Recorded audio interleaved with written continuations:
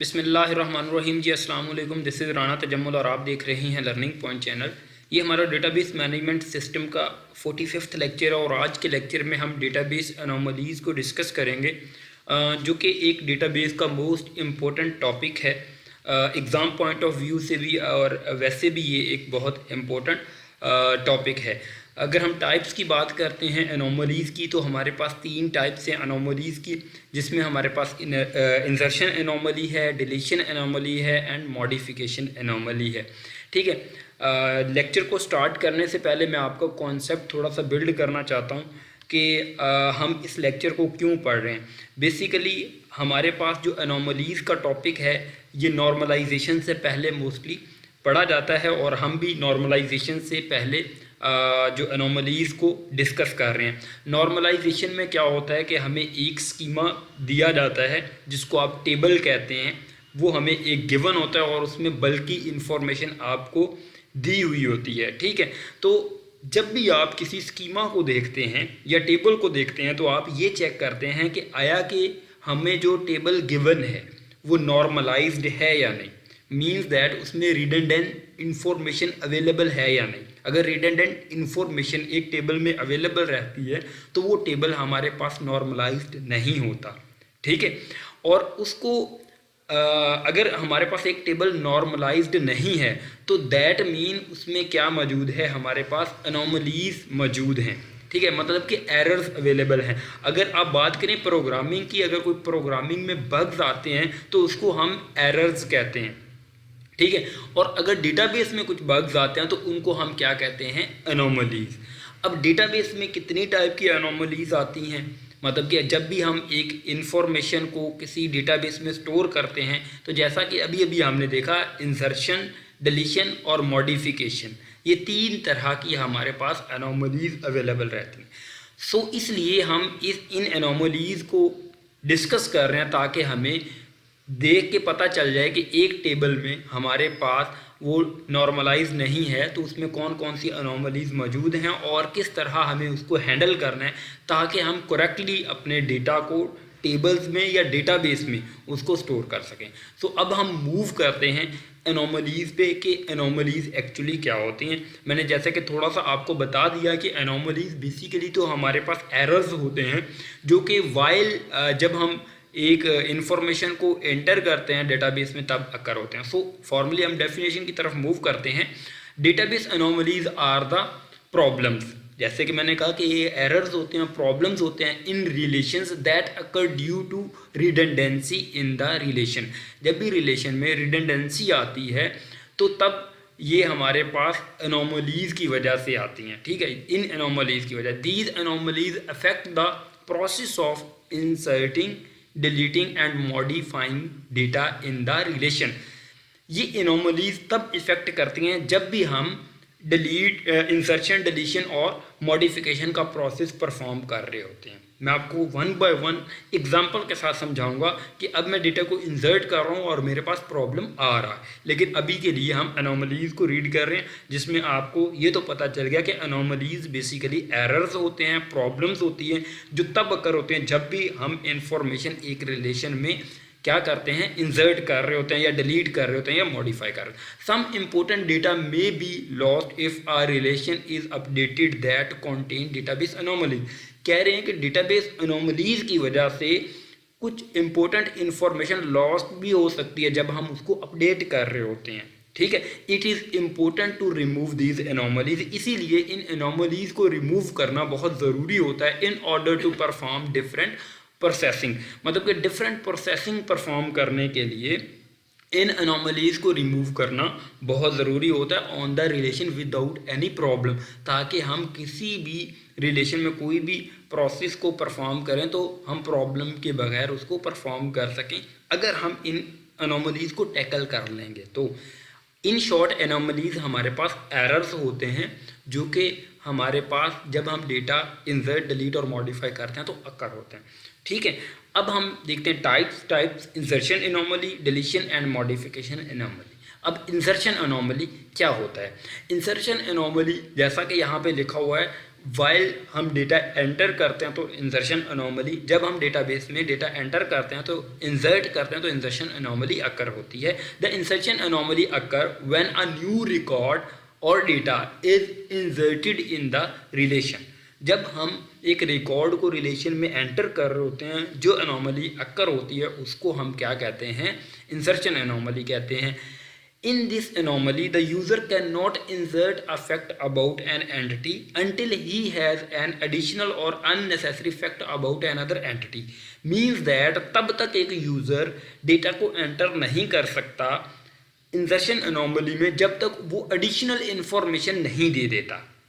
इस बात को मैं आपको समझाता हूँ। फॉर एग्जांपल, एक मेरे पास स्टूडेंट का टेबल है जिसमें student ID, student name, class, fee, course number और हमारे पास कोर्स डेट, ये हमारे पास अवेलेबल है एक टेबल और डिफरेंट इसके एट्रीब्यूट हैं। फॉर एग्जांपल हम क्या करना चाहते हैं, इंसर्ट करना चाहते हैं कोर्स नंबर, ठीक है। तो मैं यहाँ पे ऐड करता हूँ कोर्स नंबर और स्टूडेंट आईडी हमारे पास प्राइमरी की है, मैंने यहाँ पे कोर्स नंबर ऐड किया CR500, ठीक है। अब कोर्स नंबर तो मैंने ऐड कर लिया, ओके फाइन, बट मुझे यहाँ पे क्योंकि हमारे पास एक रिलेशन में जो प्राइमरी की है वो नल नहीं हो सकती, तो मुझे यहाँ पे कोर्स को ऐड करने के लिए यहाँ पे क्या करना पड़ेगा, स्टूडेंट आईडी भी अवेल करनी पड़ेगी। 705 मैंने स्टूडेंट आईडी यहाँ पे राइट कर दी है। मीन्स दैट कि मुझे कोर्स को ऐड करने के लिए एडिशनल इन्फॉर्मेशन जो कि प्राइमरी की शेप में 705 मुझे एक स्टूडेंट आईडी भी देना यहाँ पे रिक्वायर्ड रहा, क्योंकि दो टेबल्स को हम एक ही टेबल में मेंटेन कर रहे हैं, एक स्टूडेंट को और एक कोर्स को। सो मुझे यहाँ पे एक आईडी भी देना पड़ी और इसके अलावा मुझे यहाँ पे लॉट ऑफ इन्फॉर्मेशन भी, मतलब कि बाकी स्टूडेंट, क्लास, फी और बाकी इन्फॉर्मेशन भी मुझे यहाँ पे क्या करना पड़ी, अवेल करना पड़ी। तो इस तरह की अनोमली को क्या कहते हैं, इंसर्शन अनोमली कहते हैं। जब हम एक चीज़ को इंसर्ट करते हैं और उसके साथ हमें दूसरी इन्फॉर्मेशन को भी ऐड करना पड़ता है, तो ये इंसर्शन अनोमली होती है। और इसको रिमूव कैसे किया जा सकता है कि एक टेबल को दो टेबल में डिवाइड करके, जो कि हम नॉर्मलाइजेशन में मोस्टली करते हैं कि हमारे पास जब भी हम डेटा को नॉर्मलाइज करते हैं तो बड़े टेबल को छोटे छोटे टेबल्स में डिवाइड कर देते हैं अकॉर्डिंग टू नीड या रिक्वायरमेंट, वो भी एक प्रोसीजर होता है। सो अगर हम कोर्स का एक टेबल अलग बना दें, स्टूडेंट का एक टेबल अलग बना दें, तो हमें यहाँ पे इंफॉर्मेशन ऐड करने की ज़रूरत नहीं रहेगी। हम सिंपल कोर्स में क्या करेंगे, उसको ऐड कर देंगे।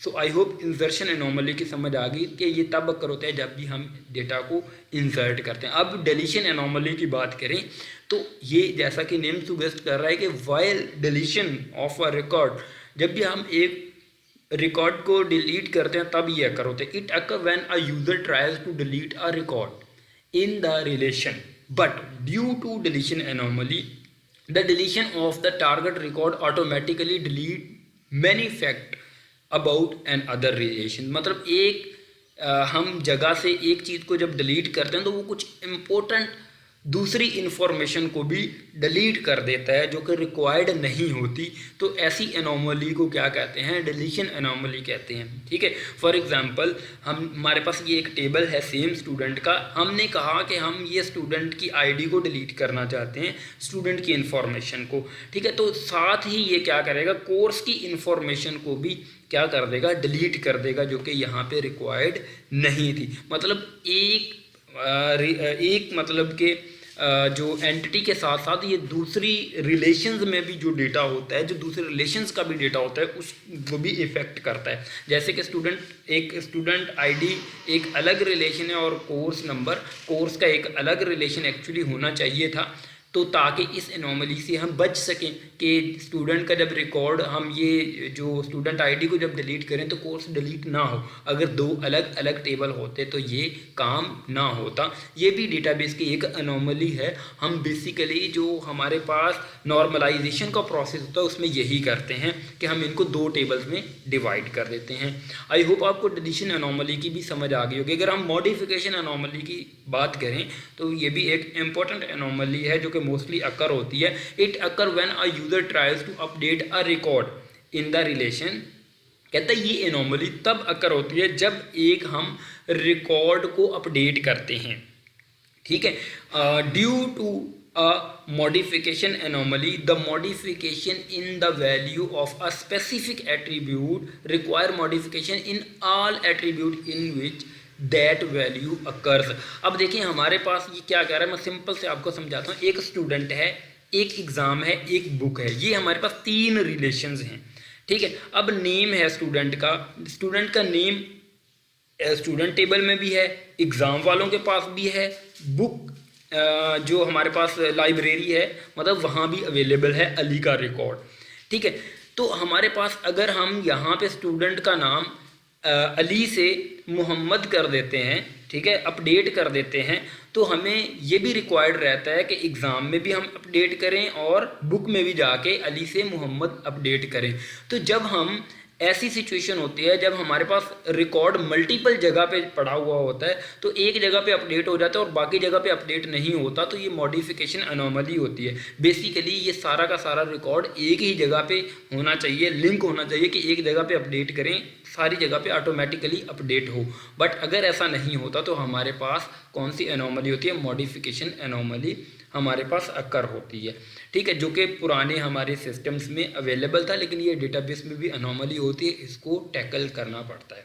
सो आई होप आपको आज के लेक्चर में एनोमलीज़ की समझ आई होगी, जिसको मैंने कहा कि ये डेटाबेस के एरर्स ही होते हैं, बग्स होते हैं, जो कि डिफरेंट टाइप के होते हैं, जिसमें इंसर्शन, डिलीशन एंड अपडेशन या मॉडिफिकेशन को हमने देखा, ठीक है, और इनको वन बाय वन हमने एग्जाम्पल के साथ डिटेल से देखा। आई होप आपको इस लेक्चर की समझ आ गई होगी। हाँ, अगर इस लेक्चर की आपको समझ आ गई है तो काइंडली मेरे इस चैनल को ज़रूर सब्सक्राइब करेंगे और इस वीडियो को लाइक करेंगे। कमेंट की शक्ल में आप कोई भी कमेंट करके क्वेश्चन भी पूछ सकते हैं। तो बाकी अगर आप कोई असाइनमेंट, प्रेजेंटेशन, ऐसे राइटिंग वगैरह करवाना चाहते हैं तो हमारी टीम से आप कांटेक्ट कर सकते हैं। कांटेक्ट नंबर यहाँ पे गिवन है, ईमेल भी गिवन है, तो आप कांटेक्ट कर सकते हैं। और काइंडली अगर आप अपने आप को थोड़ा इन्जॉय करवाना चाह रहे हैं तो मेरा एक व्लॉगिंग चैनल भी है, आप उसे भी विज़िट कर सकते हैं, mister Rana vlogs mini zoo. Birds की मतलब के बर्ड्स के रिलेटेड ये हमारा चैनल है। तो thank you so much for watching this video. I hope database की ये वीडियो आपको समझ आ गई होगी और आपने अच्छे से इसको समझ भी लिया होगा। थैंक यू, मिलते हैं नेक्स्ट वीडियो में। हाँ, इस चैनल को सब्सक्राइब ज़रूर करिएगा। अल्लाह हाफिज़।